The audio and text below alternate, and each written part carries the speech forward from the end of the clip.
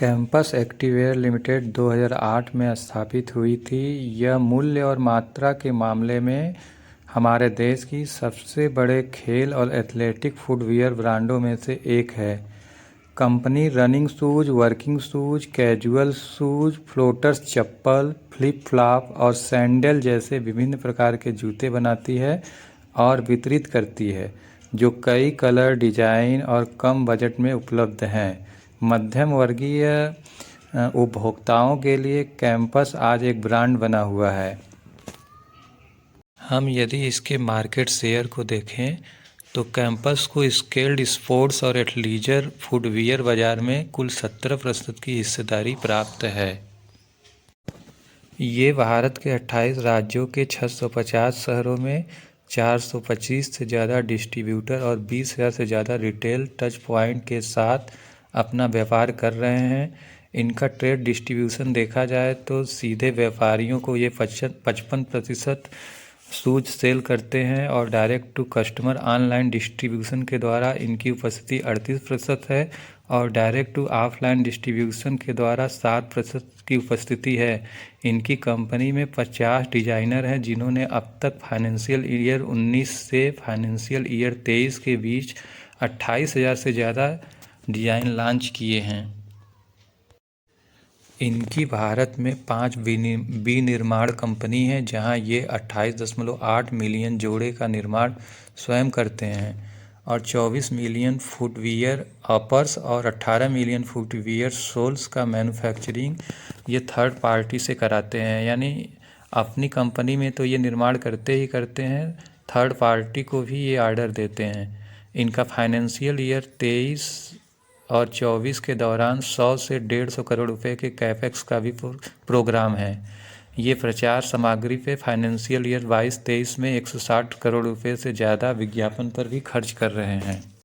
Campus Activewear limited 8,461 crore market cap वाली company है। Stock इस समय 82 के पीई पे ट्रेड कर रहा है, जिसका ROCE 23 का है और ROE भी 23 का है और इसका करंट प्राइस 277 रुपये है, जबकि इसकी बुक वैल्यू 19 रुपये है। इसने 52 वीक लो 238 रुपये का लगाया था, जबकि 52 वीक हाई इसका 425 रुपये है।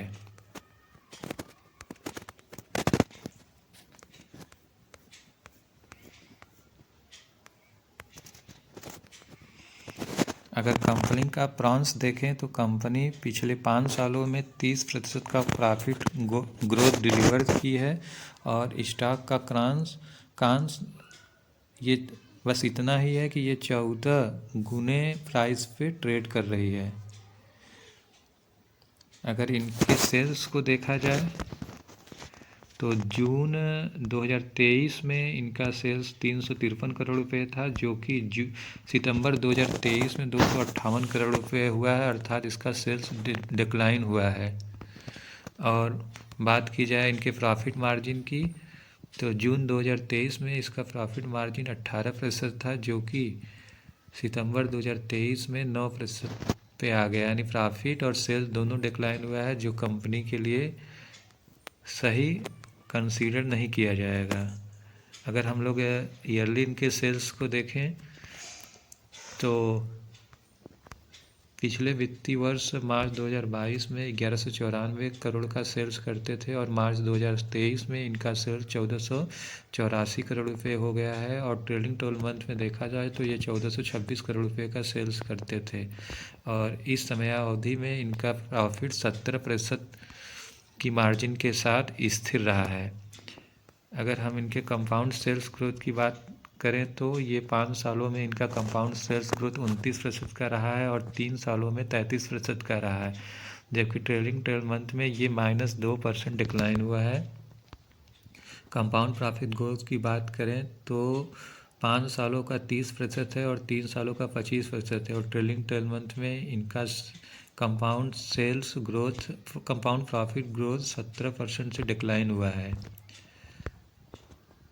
अगर हम स्टॉक प्राइस CAGR की बात करें तो 1 सालों का स्टॉक प्राइस CAGR -31% है, अर्थात 1 सालों में जो है स्टॉक ने -31% का नेगेटिव रिटर्न दिया है।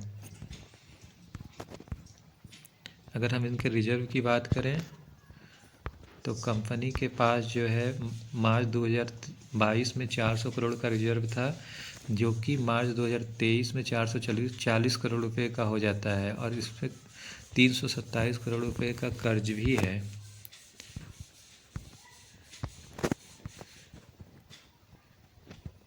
इनका कैश फ्लो देखा जाए तो मार्च 2023 में 24 करोड़ रुपए प्लस है। इसका मतलब कंपनी ठीक ठाक काम कर ले रही है।